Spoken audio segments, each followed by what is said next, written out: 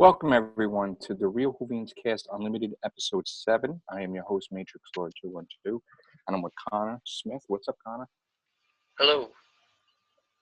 All right, so I'm going to ask you some questions based on your experiences with Doctor Who from when we first met. Who's your favorite Doctor?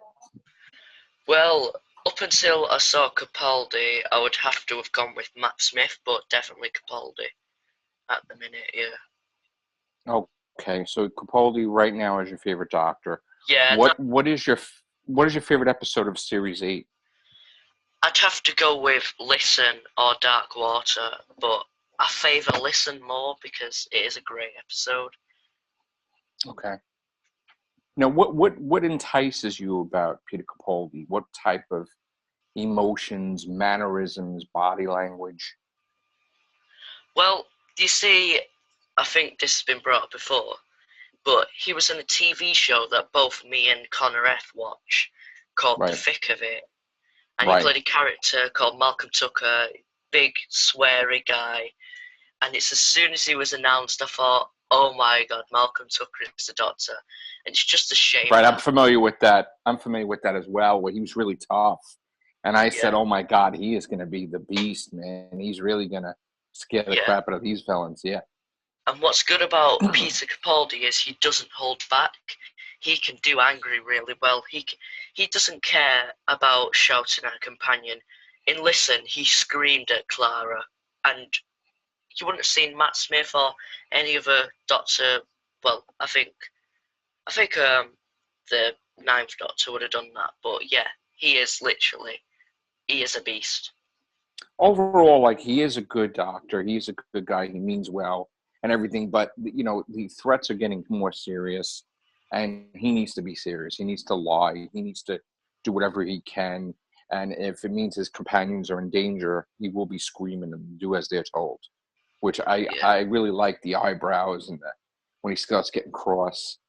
He's really cool. You know, I just wish that hopefully this year will be better writing than last year, because I felt that there was some confliction because he had to settle in as his Doctor. And I felt that Moffat, I don't think Moffat was utilizing Peter Capaldi's talents well, as well as the writing, but I think now he's sunk into the role, I believe. Yeah, I do have to agree with that, because it's actually, that series, I think, was wrote for Matt Smith, because Moffat didn't know he was leaving, so Moffat had to try his best to weave Capaldi into these scripts, because he's already wrote these. That was a really hard thing to do. So I'd imagine the stress he would have been under. Yeah, but you know what? Now it's total Capaldi. We're not going to see anything in there that reminds us, I believe. I mean, he may do a few mannerisms or certain things to reflect on past Doctors, but it's totally, going to be written for him 100%. So I'm very excited about that.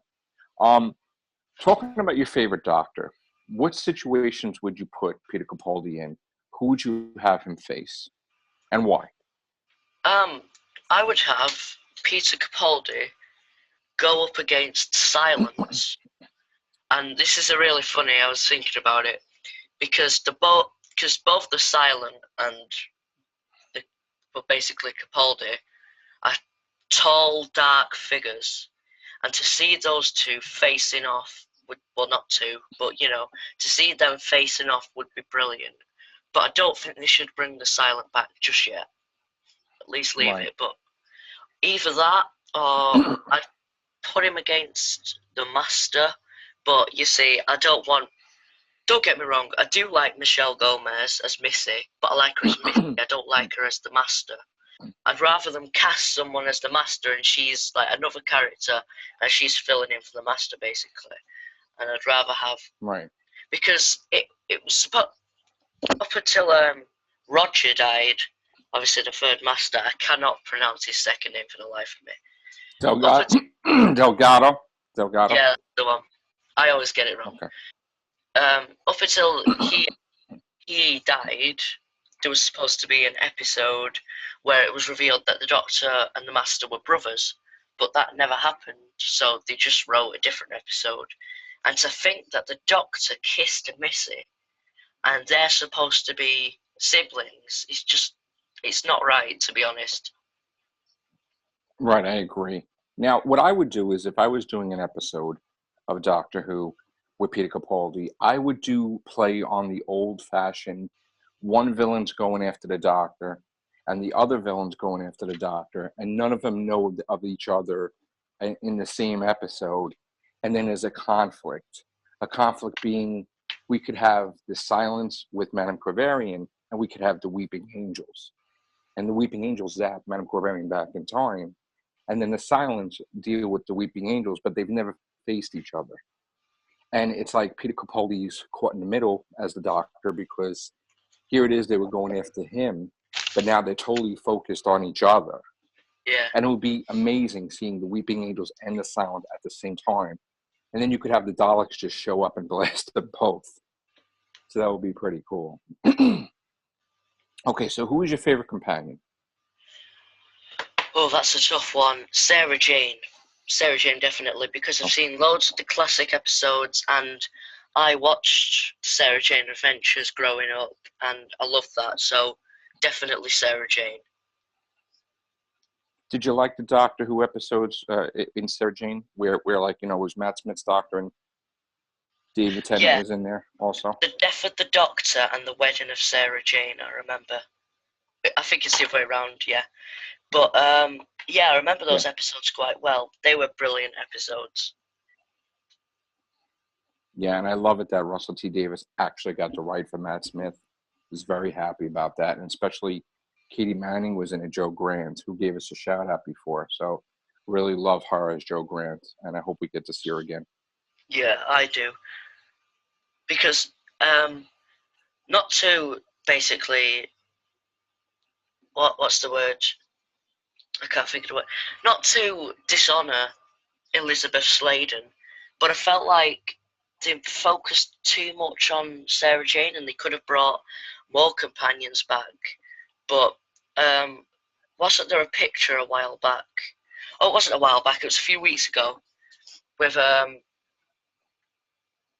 Doctor's Georgia daughter. Moffat? Yeah, that's the one. The Doctor's daughter with Capaldi, and then there's all this stuff going about where McGann's been spotted on set, and so's Tennant. It could have something to do with other things, but yeah. I know if Elizabeth Sladen didn't die, they were going to have, I believe they were talking about having Sophie Aldred on there as Ace. I never heard that. So, yeah. Well, they mentioned her, Tegan Javanka, and they mentioned Ian and Barbara Chesterton. Oh yeah, they said they've not aged since the 60s. Ace, I don't think they mentioned, but yeah, they mentioned a few companions. Yeah, they mentioned Ace never, not Ace. Oh. I think it was written that Sophie Aldred was saying that she was almost in Sarah Jane Adventures. I've got the episodes where Barbara and Ian, that's the one, where they leave. Mm-hmm. Yeah, there we go. I've remembered the names. And I do remember they mentioned her, and they never aged since the 60s. Well, that's what they said, yeah. I need to watch The Chase to see what happens in that, to see if that's got anything to do with it, because I've got the Space Museum and The Chase in a box set, but I've only watched the Space Museum. Oh, cool. All right, yeah. So what villain, these are different kind of questions. What villain would you revamp, reboot, redesign? I would redesign the Special Weapons Dalek. That could do with a redesign. Okay. Definitely. No, but like I'm saying, like, all right, besides the Daleks, like what race would you give a new look to? Well, obviously the Cybermen have a new look, which I stand by and I think is brilliant. It's very... I'm not sure, actually. Sontarans, maybe. Sontarans could do with a bit more. If I was doing Sontarans, I would make them like 8 foot tall. And muscular and big and more of a threat, a different type of clone batch. Yeah, but that's one of their traits, the small and angry. But if I was to change the Sontarans, I think give them more, what would you say, Intelligence. effective armor, not effective armor. So it's not that one that they got in the Poison Sky, I believe it is. So Right. yeah, it's a lot more designed for proper battle, not just space battle. You know what I mean? Yeah. Who's your favorite classic Doctor?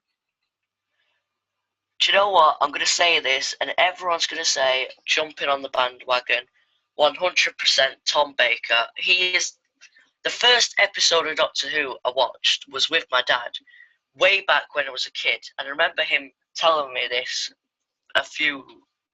quite a while back, because they were re-showing some of the Fourth Doctor episodes on a channel in the UK, like I think it was last year, and I told him about it, and he said, we did that when you in, because they did it or something at some point to celebrate the fact that Doctor Who was coming back in 2004 or something.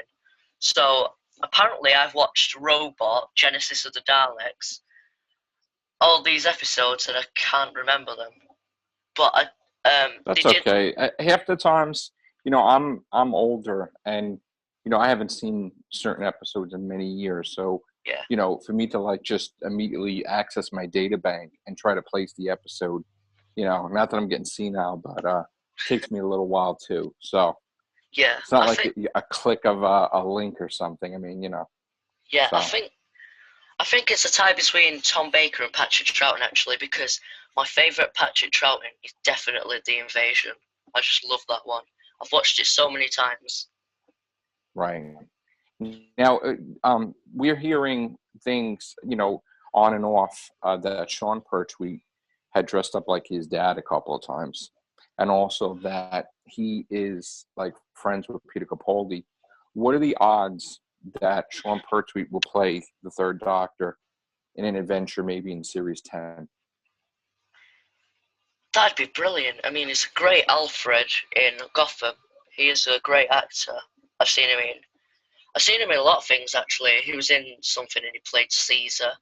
So on an acting point of view, I think he's a great actor, and he looks a lot like his father, of course. So, but I was more thinking with what they can do with CGI these days, they could actually get.